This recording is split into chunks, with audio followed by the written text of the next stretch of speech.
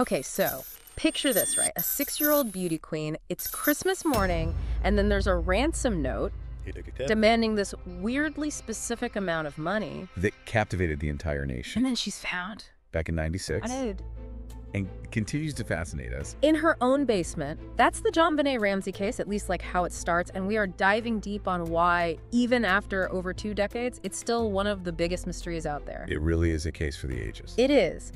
Today we're unpacking the unsolved case of JonBenét Ramsey, which, goes into all the reasons why this case is so baffling. It's such an interesting document, too. So we're in Boulder, Colorado, Christmas of '96, and the Ramsey family, that's John, Patsy, and their kids, JonBenét and Burke, they were just starting their day when, well, everything changes. Yeah, it all starts with this ransom note. And right away, something's not right. On a ransom note. It was really long, like unusually long, for a ransom note, and it was written on a notepad from the house. Most ransom notes you hear about are like, what? Give me the money. You know, something scary, but short and to the point. Why go into so much detail? That's the thing. It's like the writer was trying to tell a story, almost like they were working from a script. And some of the phrases they used, they just seemed really strange to the investigators. Too theatrical, I guess, for a real ransom. It was a red flag from the get-go. Like they'd watch one too many movies, is that what you mean? Yeah, kinda. Like they use this phrase, don't try to grow a brain. Who says that? Don't try to grow a brain. That is strange. Right. And another one was, use that good Southern common sense of yours.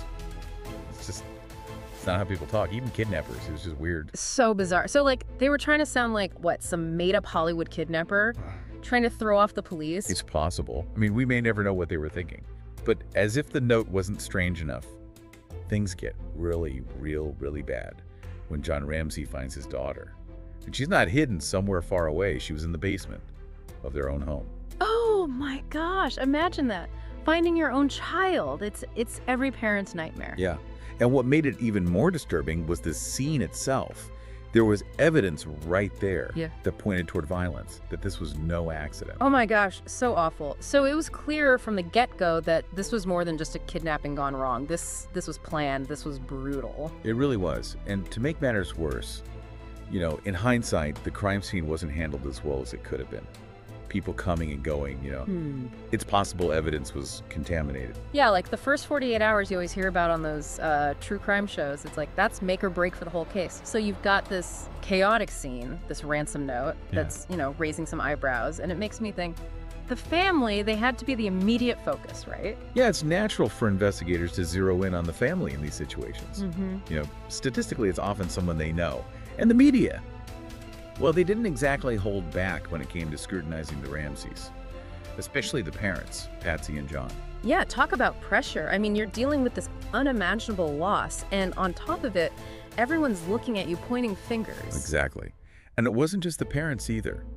There was even talk about JonBenét's older brother, Burke.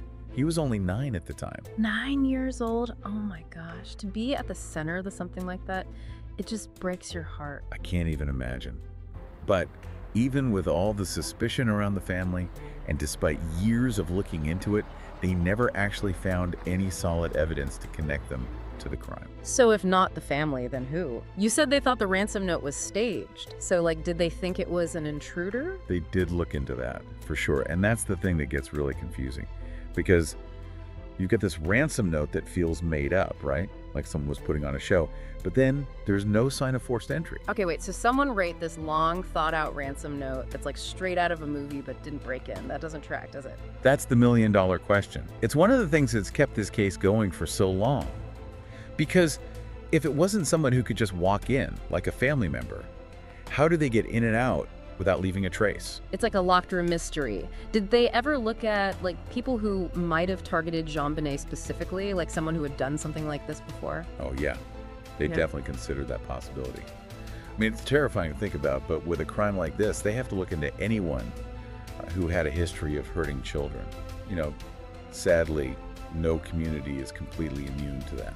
It's a scary reminder that even in a place that seems safe, bad things can happen. So for years, it seemed like this case was just a dead end. But then I read in this document that there's been some new developments, even new potential suspects. What's going on with that? This is where things get really interesting. Remember how we were talking about the crime scene and how it wasn't handled perfectly? Well, even with those mistakes, they still found some things, like DNA on JonBenét's clothing. And with all the advancements in DNA technology, those pieces of evidence, they're like a whole new ballgame now. Yeah, DNA evidence is crazy now compared to back then. Right, like night and day. And when they looked at those DNA samples again, using the tech they have now, they found something really interesting.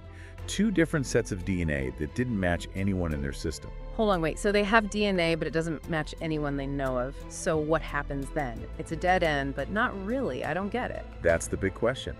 But that's where this thing called genetic genealogy comes in. It's been huge in solving cold cases. Oh, yeah, I've heard of that. It's like using ancestry websites to solve crimes, right? Exactly, you got it. So they take that unknown DNA and compare it to all these public genealogy databases, and what they can do is actually start to build family trees. Wow. So they're like putting together this giant puzzle, but they're starting with just a couple pieces. Yeah, you could put it that way. Those DNA matches, they're like those corner pieces in the puzzle. They give investigators a place to start, and then they work your way in. It's like that game Clue, but in real life and with much higher stakes. And then they can find out who those unknown DNA samples belong to. Hopefully. And there's even more. Remember that weird ransom note? Well, they're taking a look at that, too. Really? After all these years, what more could they possibly get from that? Well, they have ways of looking at handwriting now, like really closely, for clues about who wrote it. Even things like trying to find fingerprints that they might have missed before. Wow.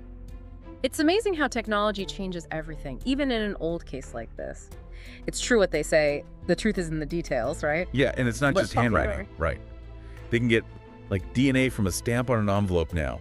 Stuff we wouldn't have even thought of back then. It's mind-blowing. Makes you wonder what else they'll be able to do in the future. But getting back to JonBenét, this case, it was more than just, clues and evidence. It was a huge media event. Like, everyone was talking about it. Do you think that helped or hurt things? It's hard to say, really. Yeah. I mean, all that attention definitely kept the case alive, which is good, right? Because someone might see something, remember something that could break it open. But it also meant that there were a lot of theories and rumors flying around, and it could be hard to know what was true and what wasn't. Right, and this was the 90s. Cable news was huge, so it was like nonstop coverage, speculation, sometimes even just gossip, and it was everywhere. Absolutely. And you could say that this case, maybe even more than others, well, it kind of kick-started this whole true crime thing we have going on now.